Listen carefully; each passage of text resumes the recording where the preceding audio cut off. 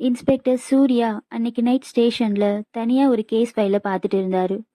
அது ஒரு accident case. 18 வயசான குமார்ன்ற ஒரு பையன் கார் மோதி அந்த இடத்துலயே இறந்துட்டான். அவனை கொன்ன குற்றவாளி யாருன்னு இப்ப வரைக்கும் தெரியல. அதை பத்தி தான் அவர் தீவிரமா யோசிச்சுட்டு இருந்தாரு. கொஞ்ச நேரத்துக்கு அப்புறம் அவர் டயர்ட் ஆனதால வீட்டுக்கு கிளம்பலான்னு காரை ஸ்டார்ட் பண்றாரு. ஆனா அந்த கார்ல சூர்யா மட்டும் இல்ல. அவர் பின்னாடி ஒரு உருவம் இருந்தது. ஆனா சூர்யாவுக்கு அது தெரியல.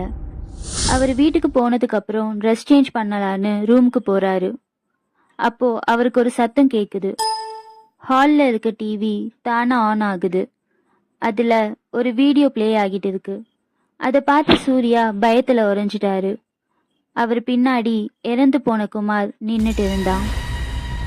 அன்னைக்கு குமார் போன அதே ரோட்டுல தான் சூர்யாவும் போயிருக்காரு. சூர்யா வேகமா கார் ஓட்டிட்டு போகும்போது அவருக்கே தெரியாம குமார் மேல மோதிட்டாரு. அதுல அவன் இறந்துட்டான். அதனால சூர்யாவை பழிவாங்க குமார் அவரை ஃபாலோ பண்ணியிருக்கான். அடுத்த நாள் காலையில இன்ஸ்பெக்டர் சூர்யாவை காணோன்னு எல்லாரும் ஸ்டேஷன்ல பரபரப்பா பேசிக்கிட்டு இருக்காங்க. அப்போ அவரோட டெஸ்க்ல கேஸ் க்ளோஸ்டுன்ற ஒரு ஃபைல் மட்டும் இருந்தது.